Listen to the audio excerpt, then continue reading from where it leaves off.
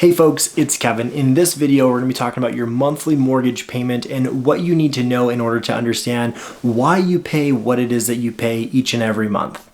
For those of you who don't know, your monthly mortgage payment is made up of 4 components: principal, interest, taxes, and insurance. When it comes to taxes, your tax rate is determined by the zip code in which you live. And here in San Diego, the standard tax rate is 1.25%. However, there may be some neighborhoods that pay more in tax due to special assessments, otherwise known as Mello-Roos.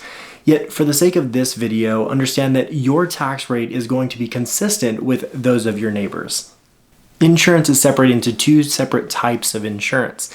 The first being hazard insurance, which protects the homeowner of damages such as fire, smoke, or other causes. When you go to apply for a mortgage, the bank is going to ask you to get hazard insurance to protect their investment. The second type of insurance is mortgage insurance, which is in place in the event that you were to default on your payment or otherwise not make them. It allows buyers who don't have perfect credit or sizable down payments to get a home. And a good rule of thumb is if you're putting less than 20% down as a down payment, you're likely paying into mortgage insurance. Principal is the amount of money that a borrower is responsible to repay to a bank in relation to the amount of money that was lent to them when they went to purchase a home. This is amortized over the life of the loan, which in today's world is typically a 30-year loan. However, a majority of the principal is actually repaid in the last 10 years of the loan. It's not evenly spread out over a 30-year period. And the reason why is what we're going to talk about next. Interest is the amount of money that a bank or financial institution receives for lending out their money. Interest rates are determined by a few factors, those being the amount of money requested by the borrower, the timeline for which of repayment, as well as the credit worthiness. Most interest rates today are fixed for 30 years, so you know that the amount of money that you're paying in interest is consistent month over month for the life of the loan.